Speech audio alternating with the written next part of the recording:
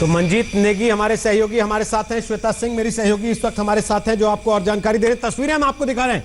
इस समय राफेल आ चुका है भारत में, अंबाला में लैंडिंग हुई है और अब वाटर सैल्यूट इस विमान को दिया जा रहा है लंबे इंतजार के बाद, जो भारतीय वायुसेना का हिस्सा बनेगा। हालांकि आज केवल औपचारिक तौर पर राफेल भारत पहुंच चुके हैं।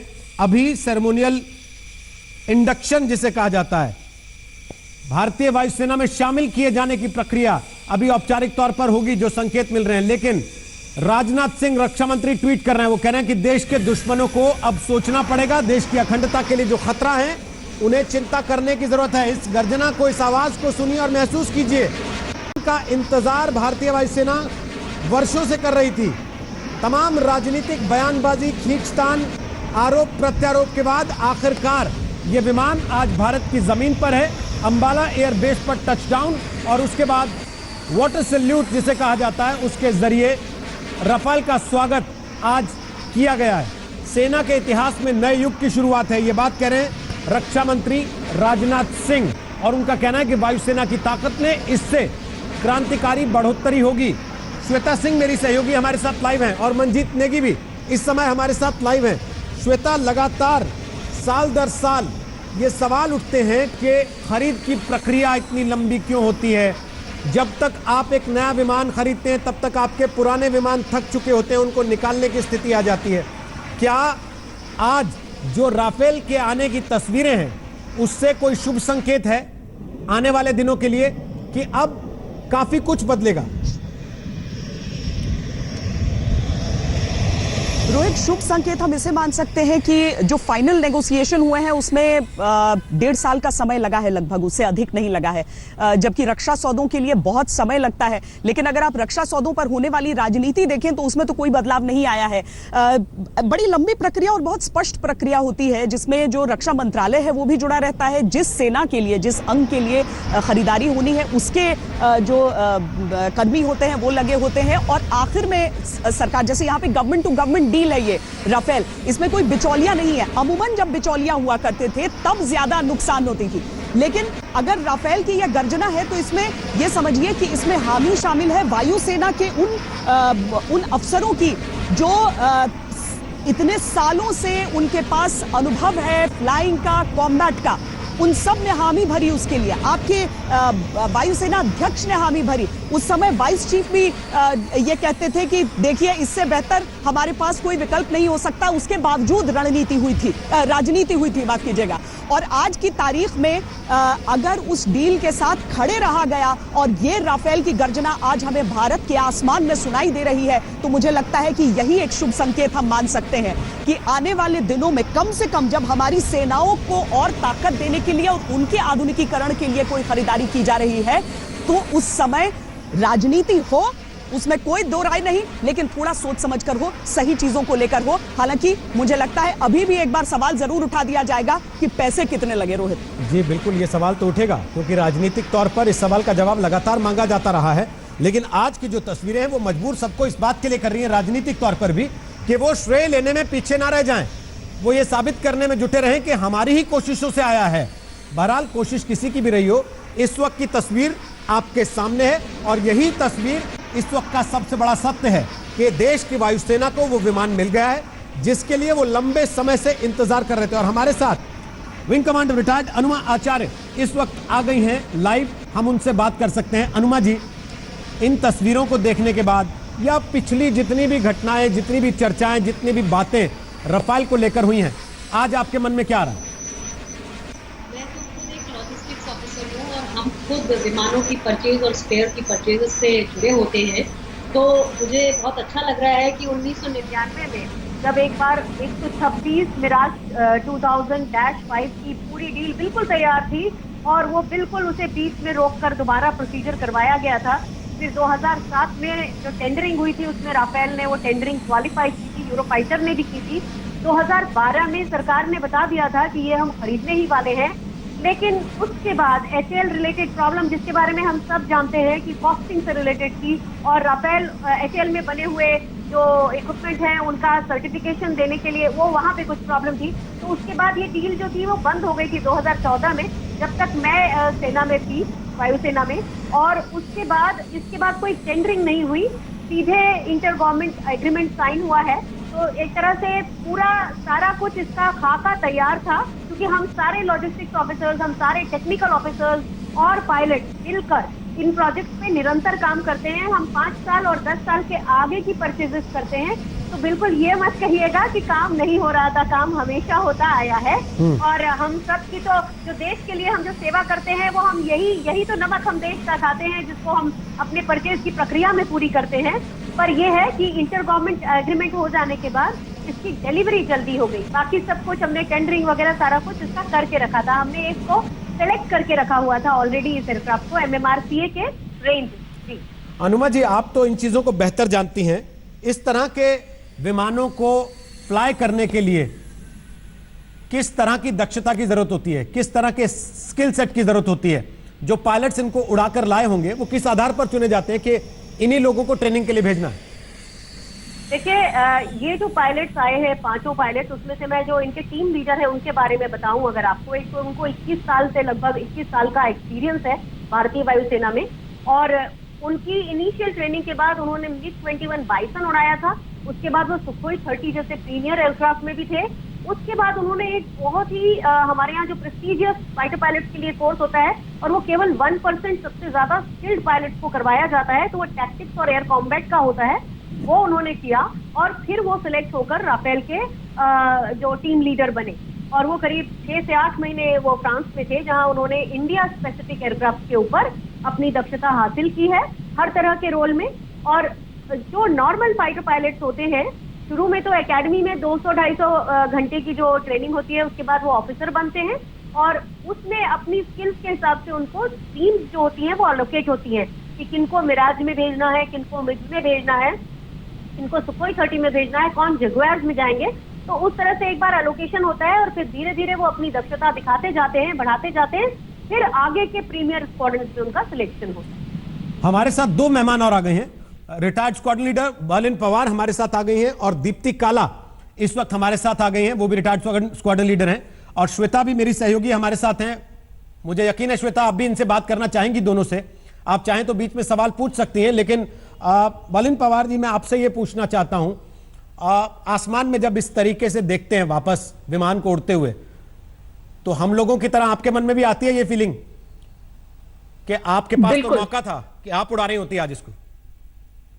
देखिए, हर किसी को हर लेवल पे अपनी तरफ से योगदान देने का मौका मिलता है, और मैं आभारी हूं इंडियन एयरफोर्स की कि 10 साल मुझे मौका मिला एज ए फाइटर कंट्रोलर इन्हीं विमानों को अपनी पूर्ण सक्षमता के साथ कंट्रोल करने का। I have participated in exercises जहां पे बहुत ही डिफरेंट टाइप्स के एयरक्राफ्ट को एक साथ कंट्रोल किया जाता है, चाहे MiG-27 हो, आयरन फिस्ट जैसी एक्सरसाइज जो हम अपने वायु शक्ति को दिखाने के लिए पोखरण रेंज में करते हैं, उसमें मैंने पार्टिसिपेट किया है। तो हर किसी को अपने लेवल पे क्षमता दिखाने का मौका मिलता है। और जहां तक गर्जना की बात है, तो मुझे लगता है जितना गौरवान्वित आज आप फील कर रहे हैं, उतना ही हम लोग भी कर रहे हैं, बिकॉज टीवी चैनल्स के थ्रू हमें उसकी गरजने की आवाज हम तक पहुंच पाई, अदरवाइज शायद हम उसका पार्ट ना बन पाते। सो धन्यवाद। तो आपको अच्छा लगा कि टीवी चैनल्स ने इतना बड़ा कवरेज दिया? क्योंकि बहुत सारे लोग इस बात से नाराज भी हैं कि भाई टीवी पर रफाल ही दिख रहा और कुछ दिख ही नहीं रहा आज तो सुबह से। अब बिल्कुल, मुझे लगता है कि टीवी चैनल्स आजकल इतने सक्षम हैं और इतने बुद्धिजीवी हैं कि उनको पता है कि क्या कवर करना है, कितना कवर करना है। ये चीज मुझे लगता है कवर सिर्फ भारतीयों के लिए नहीं था, ये एक साइकोलॉजिकल इफेक्ट है, ये डेटरेंट इफेक्ट है हमारे दो सबसे गूढ़ दुश्मनों के लिए, चाइना एंड पाकिस्तान के लिए। आप जैसे देखिए, आज के कवरेज के बाद ही हमें गलवान एंड गोगरा वैली में ट्रूप्स को पीछे हटा दिया गया है और शांति संदेश भेजा जा रहा है। ये छोटी छोटी चीजें हैं जो साइकोलॉजिकल इफेक्ट होती है। तो इन ए वे, जब भी हम रफाल के बारे में जो हम इतने दिनों से बात कर रहे थे दैट ये एक गेम चेंजर होगा, तो आज हम सबके सामने आ गया है। कुछ ही क्षणों में, कुछ ही घंटों में हमें दिख गया है कि कैसे ये गेम चेंजर है। दीप्ति काला जी, आपके थॉट्स आज की इन तस्वीरों को देखने के बाद कैसा महसूस किया आपने? जी, मैं सिंपल शब्दों में कहूंगी कि आप लोगों के जैसे देशवासियों के जैसे हमारे भी रोंगटे खड़े हैं। आप लोगों के थ्रू जो हमने आज टाइगर दिवस भी हम मना रहे हैं और हमारा टाइगर हमारे घर में आ गया है। एंड आपने भी वो ऑडियो सुनी होगी जिसमें कहा है हैप्पी हंटिंग। सो हमारा टाइगर आ गया है हंट करने के लिए। तो अभी इनफैक्ट आपसे बात करते हुए भी मेरे रोंगटे खड़े हो रहे हैं, इतना ज्यादा गौरव मुझे फील हो रहा है। मैं आपको मिस कर रही हैं आप? एक तरह से कहूंगी कि मिस कर रही हूँ बिल्कुल, लेकिन शायद अगर वहां होती तो आज आपसे बात नहीं करी होती, अपने मन की जो स्थिति है वो अपने देशवासियों के साथ शेयर नहीं कर पा रही होती। तो अभी भी बहुत खुश हूँ। श्वेता, आप कुछ पूछना चाह रही हैं उनसे? मुस्कुरा रही हैं क्योंकि लगातार आप तीनों की बातें सुनते हैं। विंग कमांडर अनुमा आचार्य से मैं ये पूछना चाहती हूँ, क्योंकि वो उस डील के बारे में भी बात कर रही हैं। मैं उनसे जानना चाहती हूँ कि जो उस समय सामने थे हमारे, और खासकर जो लास्ट दो हमने शॉर्टलिस्ट किए थे, यूरोफाइटर और राफेल को, तो चलिए वो कॉस्टिंग तो एक चीज होती है कि कितना कीमत कहा जा रहा है, किस तरह की डील हो रही है, लेकिन आपके हिसाब से राफेल इंडियन कंडीशंस के लिए और हमारे दुश्मनी सरहदों पर वो कितना ज्यादा कारगर है? क्यों राफेल? Why Rafale? देखिए, राफेल जिस समय यूरोफाइटर और इसको हमने शॉर्टलिस्ट किया था, तभी भी राफेल एडवांटेजियस था हर लिहाज से। फिर हमने फ्रांस से पहले भी डील कर रखी है। मिराज 2000 बहुत ही टाइम टेस्टेड एयरक्राफ्ट रहे हैं हमारे पास, तो हम उनसे डील करते आए थे। और फ्रांस की जो मैन्युफैक्चरिंग कंपनीज है, स्नेगमा जिसे आजकल सैफरन कहते हैं, और थॉमसन सीएसएफ जिसे सेलस कहते हैं, इन दोनों को हमें हमारे टेरेन में किस तरह की जरूरत है उसकी खबर है। तो दूसरी चीज, जैसे यूरोफाइटर टाइफून में जो स्टेशन थे, आर्मामेंट स्टेशन, वो 13 थे, इसमें 14 थे। इसका वजन भी कम है और ये उतना ही पेलोड ले सकता है। यूरोफाइटर उस तरह से एडवांटेजेस नहीं है, तो ये उस समय की भी बेस्ट डील थी। इसे जब हमने 2012 में इसमें क्वालिफाई किया था, तब भी यही बेस्ट था। ये और बात है कि उस समय वो इंडिजिनस हमारा एचएएल के साथ उनका कॉन्ट्रैक्ट नहीं हो पाया और राफेल सर्टिफाई नहीं करना चाहता था, वो अलग बात है, लेकिन राफेल ही शॉर्टलिस्टेड एयरक्राफ्ट था जी, हर लिहाज से। एक बार आप लोगों को, श्वेता, थोड़ा सा रोकते हुए अंबाला लेकर चलते हैं। सत्येंद्र चौहान वहां हमारे साथ मौजूद हैं, जो लगातार सुबह से कवर कर रहे थे, और हम में से अकेले हैं जिन्होंने बिना कैमरे के भी सीधे इस लैंडिंग को देखा होगा, उस आवाज को महसूस किया होगा, और फिर कैमरे से रिकॉर्ड करके वो तस्वीरें हम तक और हमारे सारे दर्शकों तक पहुंचाई। तो सत्येंद्र, हाउस द जोश? देखिए रोहित, जोश बिल्कुल एकदम हाई है, और जैसा आपने कहा, बिल्कुल इन आंखों से ठीक इसी जगह पर खड़े होके पांचों के पांचों राफेल को आकाश में कलाबाजी करते हुए देखा, क्योंकि जब उनकी एंट्री थी तो कहीं ना कहीं जो कलाबाजी उन्होंने की और एक चक्कर लगाया, उसके बाद लैंड किया, तो वो सब अपनी आंखों से देखा, और शायद बहुत कम लोगों को ये मौका मिला होगा कि वो इसको देख सकें। और सुबह से लगातार हम अंबाला में बने हुए हैं। अंबाला के लोगों का जो है हमने मन देखा। सुबह से जगह जगह पर कहीं हवन हो रहे थे, कहीं यज्ञ हो रहे थे, कहीं पूजा पाठ हो रहे थे, कहीं पे गुब्बारे छोड़े जा रहे थे, कहीं तिरंगे झंडे लेकर लोग बाजारों में निकले हुए थे। और वो भी जबकि कोरोना काल है। अगर ये कोरोना की महामारी नहीं होती तो अंबाला की सड़कों पर जो सैलाब होता, वो मैं अंदाजा लगा सकता हूं लोगों के जोश को देखकर। और आज जो लोग थे वो कई बार मायूस भी हुए, क्योंकि मौसम विभाग ने जो पूर्वानुमान दिया था रोहित,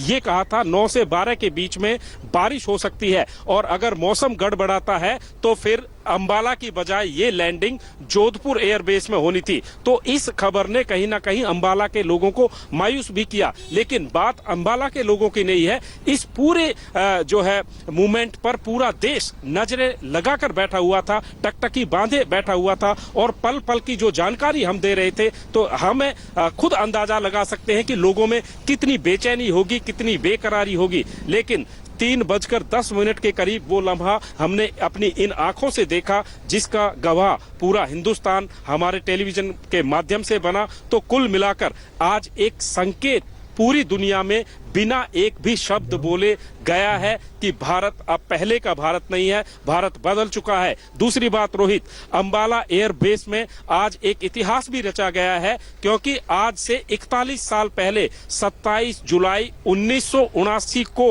ब्रिटेन से पहली खेप जगुआर की ठीक इसी तरीके से आई थी जिस तरीके से राफेल की एंट्री हुई है। और अब जब राफेल अंबाला एयरबेस में आ गया है उसके लिए नए हैंगर बनाए गए हैं और पूरी तैयारियां मुकम्मल कर ली गई है और MiG-21 बाइसन उसको अब यहां से विदाई दे दी जाएगी और उसको अब जोधपुर में तैनात किया जाएगा, क्योंकि अंबाला की जो ज्योग्राफी है और अंबाला का जो इतिहास है उसको देखते हुए राफेल की यहां पर तैनाती की गई है, क्योंकि दोनों ही पड़ोसी जो बार बार साजिशें रचते हैं, आंखें दिखाते हैं, उनके लिए बिना बोले एक संदेश राफेल की तैनाती के साथ सीधा सीधा चला गया है। रोहित जी बिल्कुल, आप रहिएगा, हमारे साथ वापस आएंगे। सत्येंद्र बता रहे हैं, देखिए कहीं पूजा पाठ हो रहे हैं, कहीं हवन हो रहा है, कहीं किसी और तरीके से गुब्बारे उड़ाकर स्वागत किया जा रहा है। मलिन पवार, ये इमोशन ये पहली बार देखने को मिल रहा है इस तरीके का, आखिर इसके पीछे वजह क्या देखते हैं आप? वो कि इसको बड़ा हाइप मिल गया क्योंकि इसके लिए राजनीतिक झगड़ा बहुत हुआ, आरोप प्रत्यारोप बहुत लगे,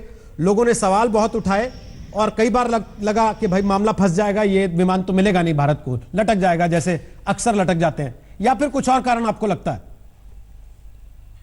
देखिए, पहला रीजन तो आपने बिल्कुल सही बोला कि किसी चीज को जिसको हम बहुत दिनों से जिसका इंतजार चल रहा हो, अगर उसके लिए राजनीतिक रीजंस की वजह से अगर उसमें होल्ड हो जाए तो कहीं ना कहीं देश को एक धक्का लगता है और आशाएं टूटती हैं। दूसरी तरफ मैं बोलना चाहूंगी, कोरोना महामारी की वजह से एक लल पीरियड चल रहा था जहां एक अच्छी खबर की, अपाचे इंडक्शन के बाद से हमने एक अच्छी खबर का वेट कर रहे थे कि कुछ ऐसी खबर आए जिससे हमारी एयर पावर बूस्ट हो और हम एक और गेम चेंजर की तरह और एक अपने एडवर्सरीज को एक स्ट्रॉन्ग मैसेज दे सके। तो ऑफ कोर्स इसके लिए इतना ज्यादा उत्साहित, क्योंकि एक महामारी की वजह से और दूसरा इंडो चाइना जो अभी टकरार चल रही है उसके बीच में इसका आना एक बहुत ही इंपॉर्टेंट ऑफेंसिव मैसेज है जो चाइना को हम देते हैं। आप लोग कह रहे हैं ये गेम चेंजर होगा, क्यों गेम चेंजर होगा, क्यों लग रहा है लोगों को ऐसा? जी देखिए, पहले तो अगर मैं इस टेक्नोलॉजी के बारे में तो हम बहुत बार बात कर चुके हैं, मैं बताती हूँ कि जहाज के सबसे ज्यादा हमने इसकी मिसाइल्स के बारे में बात कर लिया, मीटियोर के बारे में बात कर लिया, स्कैल्प, हैमर जो मिसाइल्स हैं जो हम लीबिया में और टर्किश एयरफोर्स के ऊपर जो हम लोग टेस्ट कर चुके हैं, और जहां हमने देखा था कि लीबिया में टर्की के कितने ग्राउंड लेवल वेपन्स को एंड बंकर्स को हैमर मिसाइल ने राफेल एयरक्राफ्ट ने हैमर के थ्रू नेस्तनाबूद कर दिया था।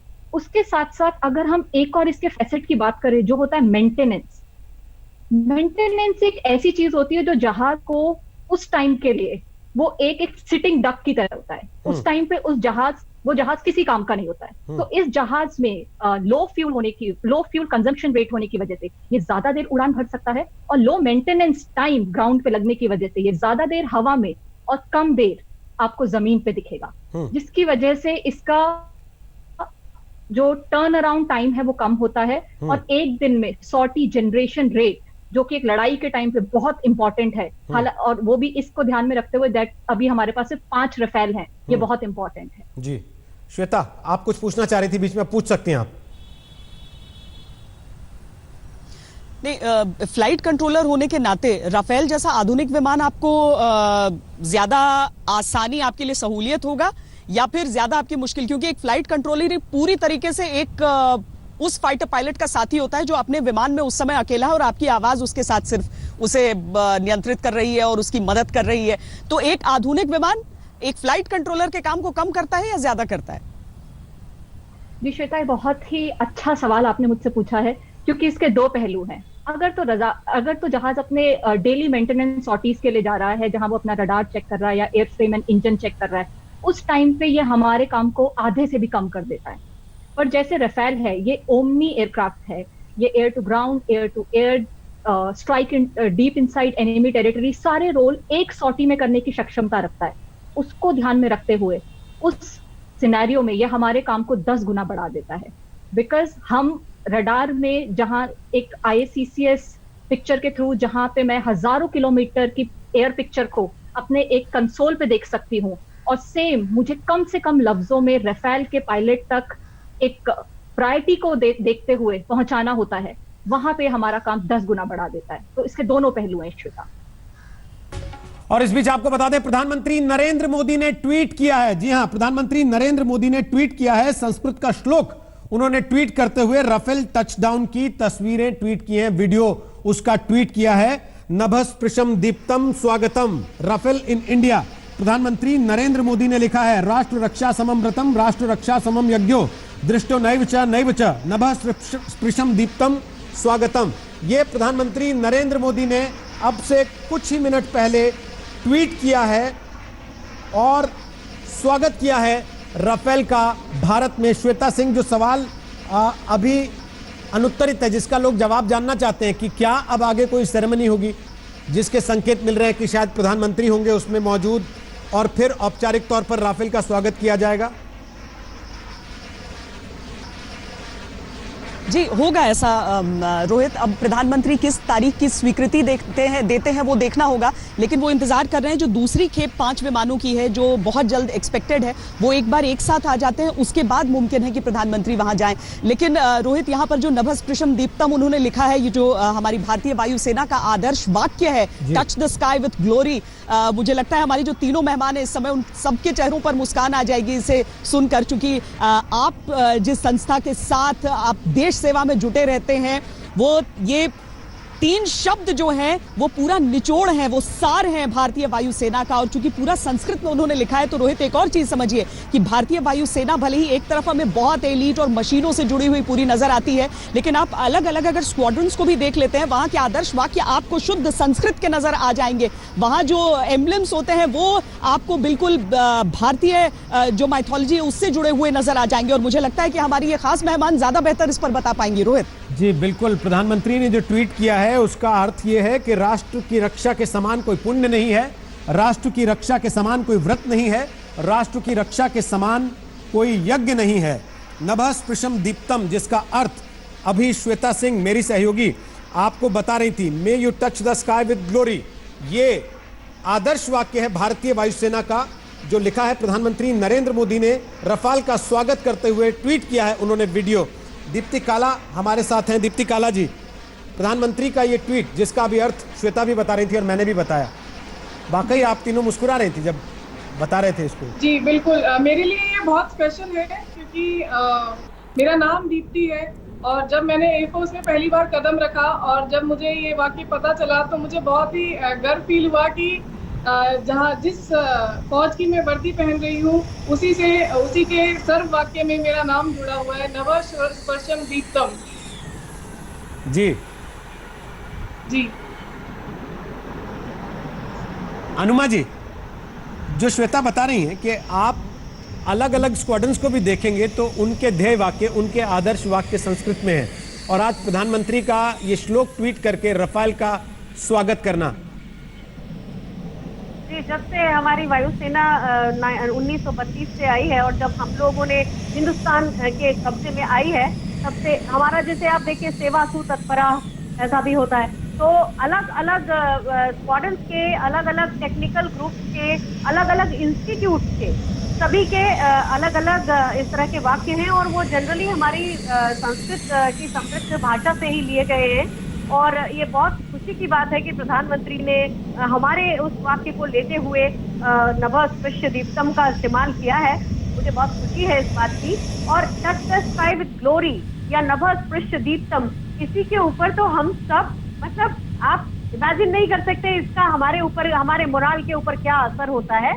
तो हम सब इसके कारण बहुत मोटिवेटेड फील करते हैं और वही प्रधानमंत्री ने लिखा है, बहुत गर्व की बात है। जी, लेकिन बहुत सारे लोग हैं अभी भी, वर्लिन जी, जो पूछ रहे हैं कि इसका प्राइस तो बता देते कम से कम। आपको लगता है कि वायुसेना जिस हथियार के लिए, जिस विमान के लिए इतने वर्षों से इंतजार कर रही है, उस पर जब इस तरीके के विवाद होते हैं तो आप लोग कैसा महसूस करते हैं?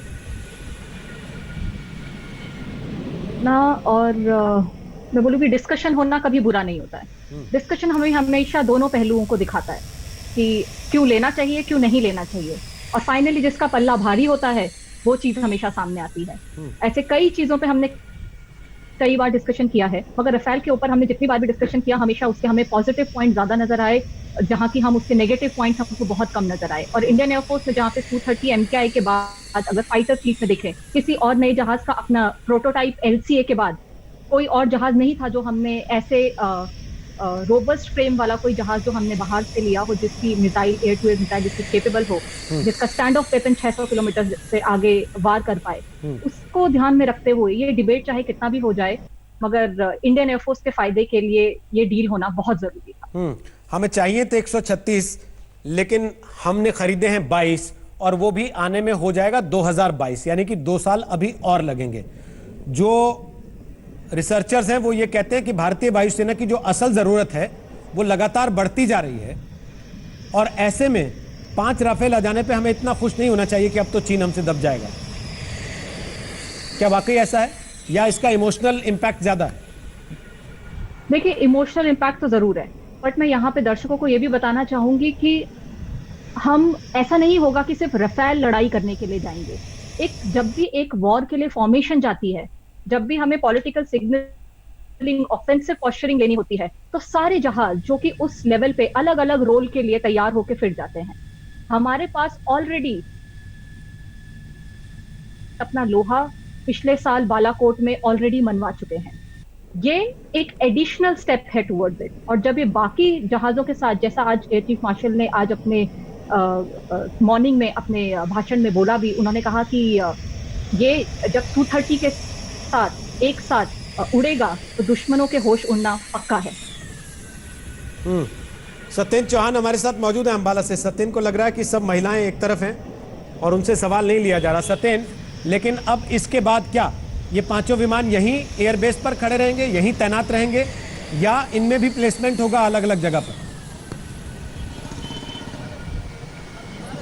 देखिए, जो अभी के हालात हैं, जो परिस्थितियां बनी हुई हैं और जो जरूरतें हैं, उनके मुताबिक ये 5 जो है फाइटर प्लेन फिलहाल अंबाला एयरफोर्स स्टेशन पर ही रहेंगे। क्योंकि रोहित, आपको याद होगा जब बालाकोट स्ट्राइक हुई थी और उससे पहले जो कारगिल वॉर हुई थी, उन दोनों में राफेल की कमी साफ तौर से महसूस की गई थी। अगर प्रधानमंत्री की स्पीच का एक हिस्सा भी अगर आपको याद हो, तो प्रधानमंत्री नरेंद्र मोदी ने भी एक भाषण के दौरान ये कहा था कि उन्हें कहीं ना कहीं एक ऐसे फाइटर प्लेन की कमी महसूस हो रही है। और वो कमी अब जब पूरी हुई है तो जाहिर सी बात है, आज के दिन जो हालात बने हुए हैं, एक तरफ चाइना है, दूसरी तरफ पाकिस्तान है, और जो अंबाला एयरफोर्स स्टेशन है, इसको तकनीकी भाषा में कहीं ना कहीं फिल्टर बेस बोलते हैं। यानी कि इसके साथ ही चंडीगढ़ जो है टेक्निकल एयर बेस है, जो सप्लाई बेस है, और यहाँ से चाहे बालाकोट ऑपरेशन हो, चाहे कारगिल वॉर हो, दोनों ऑपरेशनों को अंजाम देने में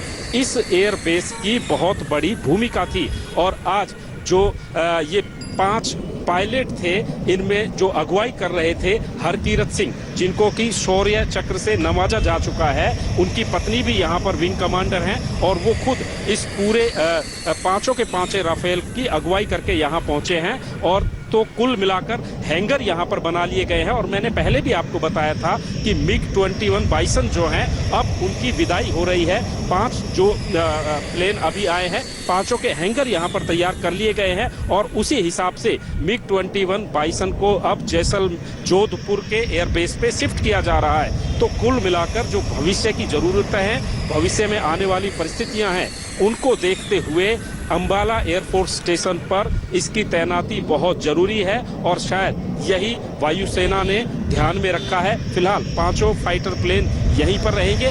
भविष्य क्या कहता है, क्या जरूरत महसूस होती है, उसके आने वाला वक्त इसके बारे में बताएगा। लेकिन फिलहाल फौरी रूप से इन 5 प्लेन की यहाँ पर तैनाती की गई है। एक बात और बताना चाहूंगा रोहित, कि आज जब ये 5 फाइटर प्लेन यहाँ पर लैंड किए हैं, किसी तरह की कोई सेरेमनी यहाँ पर नहीं हुई है, बल्कि एयरफोर्स ने बिल्कुल साफ कर दिया था कि 20 अगस्त के आसपास एक सेरेमनी रखी जाएगी। आम सेना को मिले हैं, लेकिन विधिवत रूप से इन 5 प्लेन को 20 अगस्त, जो कि एक टेंटेटिव तारीख है, उस पर अगर प्रधानमंत्री के पास समय होगा, प्रधानमंत्री जी आएंगे, प्रधानमंत्री जी को बुलाया जाएगा, तब यहाँ पर इन 5 का इस विधिवत रूप से, आधिकारिक रूप से वायुसेना के बेड़े में इनको शामिल किया जाएगा। हालांकि आज ये वायुसेना को मिल चुके हैं। मिल चुकना और बेड़े में शामिल होना, ये दोनों आधिकारिक रूप से अभी फर्क है। तो अभी हमारे साथ कोई 3 ऐसे मेहमान हैं जिनसे हम पूछ सकते हैं और समझ सकते हैं कि बेड़े में शामिल होना, उसकी औपचारिकताएं क्या होती हैं, तब क्या होता है, खास तौर पर क्योंकि विमान तो आज आ चुके हैं। और आज सबकी दिलचस्पी इसी में है कि जब विमान आए तो वो तस्वीरें कैसी थी, जरा आपको बड़ी स्क्रीन पर वो तस्वीरें दिखाते हैं जो रोमांच पैदा कर रही हैं लोगों में, और सुबह से जिसका इंतजार था, एक एक करके वो सारी तस्वीरें हम आपको इस बड़ी स्क्रीन पर दिखाएंगे। ये देखिए, सुखोई 30 MKI विमान साथ में थे इस फॉर्मेशन में, जिसमें 5 राफेल उन 2 विमानों के सुरक्षा दायरे में भारत लाए जा रहे थे। ये यूएई में रुके थे विमान फ्रांस से चलने के बाद। ये लंबा सफर था, लिहाजा इसलिए बीच में ब्रेक जर्नी जिसे आप कहते हैं वो किया गया था। और उसके बाद ये तस्वीर देखिए, अंबाला के आसमान की तस्वीर है। आज तक का कैमरा वहां भी मौजूद था और वहां से ये तस्वीर हमारे कैमरे ने रिकॉर्ड की हमारे दर्शकों के लिए। और ये देखिए, ये भी अंबाला एयरबेस से थोड़ी सी दूरी पर ये तस्वीरें। और फिर उसके बाद फाइनली टच डाउन, जो आखिरी मोमेंट, हैप्पी लैंडिंग जिसे आप कहते हैं, वो तस्वीर जब राफेल पहला भारतीय सरजमीन पर उतर गया, उस समय की ये तस्वीर है। और इसके बाद राफेल विमान जो आए उनको वेलकम दिया गया। कैसे दिया गया आप देखिएगा, फायर ब्रिगेड की गाड़ियां दोनों तरफ थी और पानी की फुहारों से स्वागत किया गया।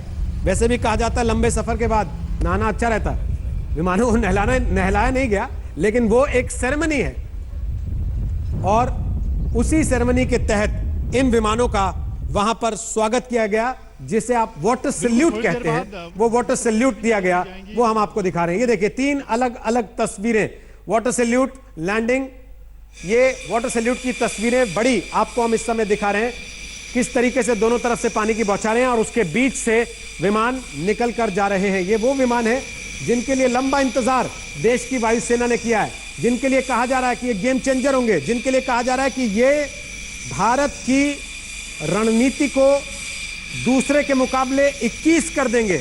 ये वो हथियार अब भारत को मिल गया जिसके साथ अब भारत 2 गुने जोश के साथ मैदान में उतर पाएगा अगर कभी ऐसी नौबत आती है। और साथ ही साथ आंख उठाने वाले भी 10 बार सोचेंगे अब कि भारत के पास यह क्षमता भी अब आ चुकी है। हमारे साथ 3 मेहमान इस वक्त मौजूद हैं और तीनों ही एयरफोर्स से जुड़ी रही हैं, जिनसे हम लगातार बात कर रहे हैं। वो हमारे दर्शकों को बहुत सारी जानकारियां दे रही हैं। अनुमा जी, हम बात ये कर रहे थे थोड़ी देर पहले कि ये आज आ गए वायुसेना के पास विमान, अब इनको वायुसेना में शामिल किया जाएगा, उस पर एक सेरेमनी होगी। ये औपचारिकता क्या होती है, क्यों होती है और इस दौरान क्या क्या होता है?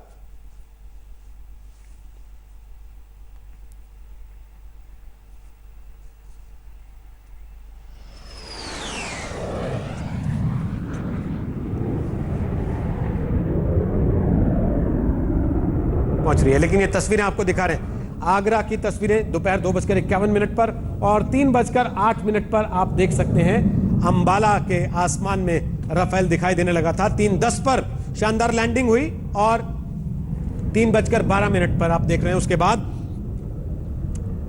राफेल का वाटर सैल्यूट।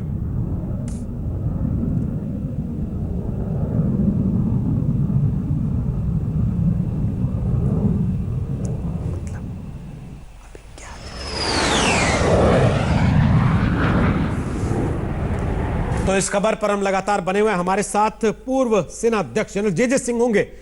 तो वापस लौट रहे हैं राफेल की खबर पर, जो आज भारत में आ चुका है लंबे इंतजार के बाद। और हमारे साथ इस वक्त पूर्व सेना अध्यक्ष जनरल जे सिंह आ चुके हैं और 3 महिला मेहमान हमारे साथ पहले से बनी हुई हैं। रिटायर्ड विंग कमांडर अनुमा आचार्य, वलिन पवार रिटायर्ड स्क्वाड्रन लीडर और दीप्ति काला, वो भी हैं रिटायर्ड स्क्वाड्रन लीडर। उनसे भी हम बात करेंगे, लेकिन पहले जे सिंह साहब, हाउ इज द जोश? पायलट जो इनको लेकर, और पिछले जोश बहुत ऊंचा है, बुलंद है और हिंदुस्तान के हर वासी का हृदय बाग बाग है। और हमारे पोटेंशियल जो हमारे दुश्मन हैं, पोटेंशियल दुश्मन, उनको इससे डर भी लग रहा है। तो इसलिए मैं बोलता हूँ आज का एक महत्वपूर्ण दिन है, जिस दिन की हमें एक वायुसेना के अंदर ऐसी शक्ति मिली है जिससे कि हमारी सेना का मनोबल बढ़ेगा और हमारे लड़ाकू जो योद्धे हैं, वो जो फ्रंट में हैं, उनको पता है कि कारगर हवाई जहाज की मदद मिलेगी उनको अगर युद्ध होता है। तो सिंह साहब, क्या बदल जाएगा राफेल के आने से?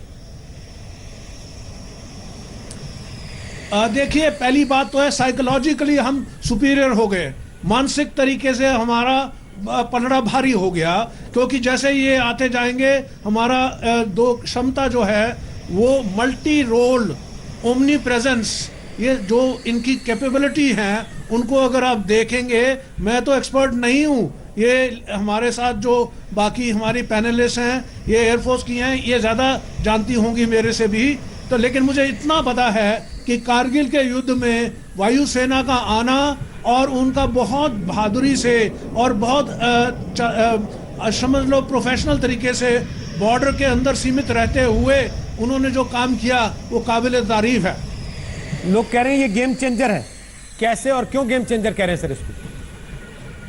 बिल्कुल, देखिए मैं कहता हूं ये फोर्स मल्टीप्लायर है। गेम चेंजर आप बोल रहे हैं, मैं तो कहता हूं हमारा फोर्स की मल्टीप्लिकेशन होगी इसके साथ। इसमें जो जो मिसाइल हैं, जो जो इसकी क्षमता है इस हवाई जहाज की टेक्निकली और इलेक्ट्रॉनिक वॉरफेयर के हिसाब से, ये दुनिया का हमारे तरफ, हमारे साउथ ईस्ट एशिया में सबसे अव्वल दर्जे का हवाई जहाज है और किसी का भी मुकाबला कर सकता है। कोई और देश में, ना चीन में ना पाकिस्तान में ऐसा कोई हवाई जहाज है जो इसका मुकाबला कर सके। जी, आप सिंह साहब आप रहिए हमारे साथ, आपसे अभी कुछ चीज़ें और पूछनी बाकी हैं और बाकी जो हमारी 3 मेहमान हैं उनसे भी बात करेंगे। उसके पहले प्रधानमंत्री नरेंद्र मोदी ने जो ट्वीट किया है, अपने दर्शकों को हम एक बार फिर से बता दें, प्रधानमंत्री नरेंद्र मोदी ने संस्कृत में ट्वीट किया और जो ट्वीट, पुण्य राष्ट्र रक्षा समम व्रतम, राष्ट्र रक्षा समम यज्ञो दृष्टो नैव च, यानी मैं राष्ट्र रक्षा जैसा न तो कोई पुण्य देखता हूँ, न राष्ट्र रक्षा जैसा कोई व्रत और न ही राष्ट्र रक्षा जैसा कोई यज्ञ। तो सुना आपने प्रधानमंत्री नरेंद्र मोदी की आवाज में ही वो ट्वीट जो उन्होंने किया है, जिसका उन्होंने अर्थ भी साथ में बताया और जिसकी अंतिम पंक्ति ही भारतीय वायुसेना का आदर्श वाक्य है, नभः स्पृशम दीप्तम स्वागतम। ये कहते हुए प्रधानमंत्री नरेंद्र मोदी ने स्वागत किया है रफाल का आज भारत में। एक बार फिर सुनवाते हैं आपको, उसके बाद अपने मेहमानों से बात करते हैं। राष्ट्र रक्षा समम पुण्य, राष्ट्र रक्षा समम व्रतम, राष्ट्र रक्षा समम यज्ञो दृष्टो नैव च, यानी मैं राष्ट्र रक्षा जैसा न तो कोई पुण्य देखता हूँ, न राष्ट्र रक्षा जैसा कोई व्रत और न ही राष्ट्र रक्षा जैसा कोई यज्ञ। सुना आपने प्रधानमंत्री नरेंद्र मोदी की आवाज में जो ट्वीट उन्होंने खुद किया है। आप अनुमा जी, क्या ये एक साइकोलॉजिकल बढ़त है केवल, या इससे कुछ बदलेगा वाकई, जो कि शायद आम आदमी को उस तरीके से समझ में नहीं आए, जो आप बेहतर बता पाएंगे? ठीक है, मैं रोहित जी, मैं थोड़ा रैशनलिस्ट हूँ। मैं आपको बताऊं कि भारतीय वायुसेना को इस वक्त 150 से 200 जहाजों की जरूरत है। राफेल का आना इसकी पहली एक वो कदम है जिससे हमें खुशी महसूस हो सकती है, लेकिन एक तो अभी हमारे 30 जहाज और आना बाकी है। दूसरी चीज, जब तक ये जहाज आएंगे तब तक MiG-21 सीरीज के ऑब्सोलीट हो जाने का टाइम आ जाएगा। तो कोई एक लम्हा जब आए कि हमारी पूरी एयरक्राफ्ट की स्ट्रेंथ उतनी हो जाए जितना हमारा ऑप्टिमम एस्टैब्लिशमेंट है, इससे बेहतर मैं कोई समय नहीं समझूंगी। तो अभी 5 एयरक्राफ्ट आके हमने सिर्फ केवल चीन और पाकिस्तान में सुगबुगाहट और सनसनी पैदा की है, क्योंकि उनके जो सेना अध्यक्ष हैं वो वहां घूम रहे थे परसों नरसों जब हमने देखा था। लेकिन जब हमें ऑपरेशनल कैपेबिलिटी की हम बात कर रहे हैं, तो मैं समझती हूँ 650 शानदार अपने समय के एयरक्राफ्ट जब आए, तो चूंकि मीडिया इतना पावरफुल नहीं था, उनके बारे में इस तरह से हमने कभी उत्सव नहीं मनाया। लेकिन हाँ, उन एयरक्राफ्ट ने अपनी परफॉर्मेंस से उत्सव जैसा काम किया है हमेशा। अब तक भी हमने बालाकोट में भी देखा, तो ये उन सब एयरक्राफ्ट की का कमाल था। लेकिन अब जो आए हैं तो उनका चूंकि प्रचार हो रहा है, ये वो वाले बच्चे हैं जिनको ज्यादा लाड़ मिल रहा है, हालांकि ये बच्चा उस योग्य भी है। जी, लेकिन एक चीज और बता दीजिए साथ साथ वलिन पवार जी, कि चीन और पाकिस्तान, उनके पास जो विमान इस वक्त हैं, क्योंकि पाकिस्तान का मीडिया लगातार प्रोपेगेंडा कर रहा है कि F-16 है हमारे पास, उससे कैसे तौलोगे इसको? तो तौल सकते हैं कि नहीं उससे?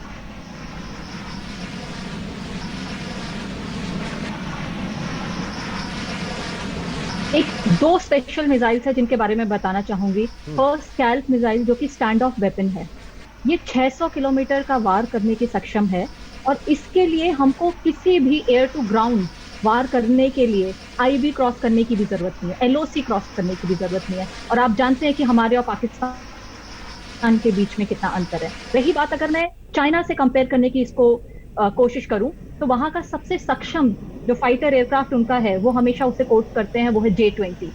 हालांकि मैं J-20 के कुछ 2-3 चीजें जो मेरी स्टडी और मेरे ओपिनियन की वजह से मुझे लगता है कि वो इसके सामने उतना कंपेरेबल नहीं है। पहली चीज कि उसका जो इंजन है, वो इसको प्रोटोटाइप चाइना में ही डेवलप करना चाहते थे, जो कि J-20 इन्होंने S-22 रैप्टर की गाइडलाइंस पे बनाया है, पर चाइना सक्षम नहीं हो पाया अपना J-20 का इंजन खुद प्रोड्यूस करने में। और फाइनली वो अपने इंजन के सर्विसेबिलिटी के लिए, प्रोडक्शन के लिए आज की डेट में रशिया पे निर्भर करते हैं। दूसरी तरफ मैं बताना चाहूंगी कि ये जहाज कहीं पे भी आज तक वॉर में प्रूफ अपना लोहा नहीं मनवा पाया है। पर अगर मैं राफेल की बात करूं तो मुझे बताने की भी शायद जरूरत नहीं है कि अफगानिस्तान, लीबिया, सीरिया, इराक, कितनी जगह पे राफेल सक्षम रूप से डिप्लॉय होके अपना रणभूमि में अपनी जीत का लोहा मनवा चुका है। तीसरी बात मैं बताना चाहूंगी कि J-20 को हमेशा बोला जाता है कि ये एक 5th जनरेशन स्टेल्थ एयरक्राफ्ट है। हाउएवर, मैंने जो कुछ रिपोर्ट्स पढ़ी हैं, यूएई में 2009 या 2010 में जब इसका 2009 या 2010 में जब इसका एक लाइव शो हुआ था, वहां भारतीय Su-30 ने पार्टिसिपेट किया था और वो इसको अपने रडार में पूरी तरह से पिकअप कर पाए थे, ट्रैक कर पाए थे। तो अभी भी उनका स्टेल्थ एयरक्राफ्ट की जो डेफिनेशन है वो ऑन पेपर्स है जी, तो इन एयर आना अभी है। वापस आते हैं वलिन जी आपके पास, लेकिन एक सवाल जो इस समय जे सिंह साहब मैं आपसे पूछना चाहता हूं वो ये है कि जैसे ही राफेल लैंड हो रहा था उससे थोड़ी देर पहले लड़ाई शुरू हो गई थी क्रेडिट को लेकर कि भाई इसका क्रेडिट किसको है, क्योंकि कांग्रेस पार्टी ने ट्वीट किया कि आज जो कुछ आप कर रहे हैं या जो जिस चीज का आप जश्न मना रहे हैं उसका फैसला तो हमने लिया था, तो इसका क्रेडिट किसको जाएगा? देखिए, मैं कहना चाहता हूं कि ऐसे जब हमारी फौजों की क्षमता बढ़ती है उसका क्रेडिट किसी को नहीं लेना चाहिए। ये देश की रक्षा के बारे में है, लेकिन ये मैं कहना चाहता हूं, चाहे किसी को बुरा लगे या नहीं, आप जानते हैं कि जो प्रगति हुई, जो स्पीड हमारे मॉडर्नाइजेशन में हुई, एक एग्जांपल आपको मैं देता हूं। जब मैं सेनापति था तो मैंने एक प्रपोजल किया, जो अब हवाई जहाज हेलीकॉप्टर देखते हैं ट्विन रोटर के, ऐसे हवाई जहाज चाहिए हमें जो आर्टिलरी की गन को नीचे से उठा के टो करके कहीं भी लगा सकते हैं, पोजीशन कर सकते हैं। तो 2005-6 से 2013 तक उसमें कुछ बढ़ोतरी नहीं हुई, तो उसके लिए कौन जिम्मेवार है आप बताइए। और उसके बाद फिर तीव्र गति में हमको दोनों चीज़ें मिल गई। जो आर्टिलरी बड़ी खुश होती है, 777 अल्ट्रा लाइट हॉविट्जर हमारी फौज में क्यों आया, हमने, ये मेरा ब्रेन चाइल्ड था, मैंने कहा ऐसी गन चाहिए क्योंकि सड़कें नहीं बन रही तीव्र गति से, तो इसलिए हमारी इन्फेंट्री कैसे लड़ेगी। दूसरी बात, इन गन को उठाने के लिए हेलीकॉप्टर चाहिए, और एयरफोर्स भी बहुत खुश हुई क्योंकि एयरफोर्स के प्लानिंग में ये चिनूक जैसा हेलीकॉप्टर नहीं था, तो वो भी बना है। पर लेकिन 2006 से 2013 तक कोई तरक्की नहीं हुई, मतलब फाइल कहीं से कहीं जाती ही रही, लेकिन तीव्र गति उसको मिली, अब हमारे पास है।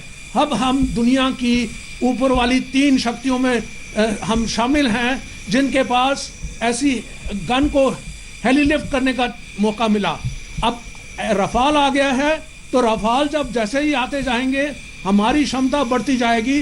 और तीसरी बात मैं बताना चाहता हूँ, आजकल के युद्ध क्षेत्र में जॉइंट वॉरफेयर होती है, उसमें आर्मी, नेवी, एयरफोर्स इकट्ठे प्लान बनाते हैं, और उनका CDS जो है वो इसीलिए अपॉइंट किया गया है ताकि वो सबके बीच में एक तालमेल हो जाए। तो इसलिए जॉइंटमैनशिप में हम आगे बढ़े हैं। चौथी बात बताना चाहता हूं कि हम रण क्षेत्र तिब्बत की बात कर रहे हैं, ना कि चाइना के मेनलैंड में। चाइना को उस तरफ भी हवाई जहाज रखने होंगे, चाइना को ताइवान की तरफ भी हवाई जहाज रखने होंगे, इसलिए मैं कहना चाहता हूं कि हमें रण क्षेत्र तिब्बत में एक सुपीरियर पोजीशन आने की मेरे को अंदेशा है, कोई शक भी नहीं है। और हम अपने फ्रंटियर को, अपने सीमा को बहुत महफूज तरीके से उसकी हिफाजत कर सकते हैं। बहुत बहुत शुक्रिया जनरल जे सिंह साहब आज आने के लिए आज तक पर और ये सब बात रखने के लिए। रिटायर्ड विंग कमांडर अनुमा आचार्य, रिटायर्ड स्क्वाड्रन लीडर वलिन पवार और रिटायर्ड स्क्वाड्रन लीडर दीप्ति काला, आप तीनों का भी बहुत बहुत शुक्रिया आज तक पर आने के लिए। और सत्येंद्र चौहान, आपका भी धन्यवाद, लगातार अंबाला से लाइव तस्वीरें हमारे दर्शकों तक पहुंचाने के लिए, राफेल टचडाउन की पहली तस्वीर हमारे दर्शकों को दिखाने के लिए धन्यवाद आप सबका। एक छोटा सा ब्रेक लेंगे दंगल के लिए, लेकिन ये बताते हुए कि ये तस्वीरें आपके सामने है जिनका पूरा देश इंतजार कर रहा था लगातार पिछले कई दिन से।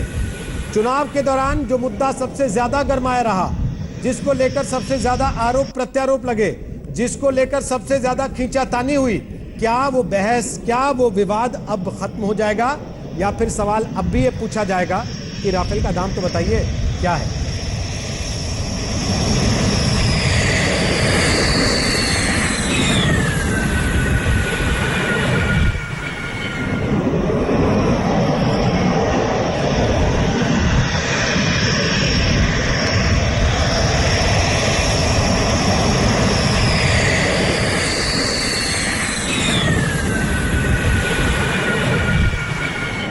नमस्कार, मैं हूं अंजना ओम कश्यप। हमें उम्मीद है ये वीडियो आपको पसंद आया होगा। लेटेस्ट खबरों के लिए यूं ही देखते रहिए आज तक, और इस वीडियो के पसंद आने पर लाइक, शेयर एंड सब्सक्राइब करना ना भूलें।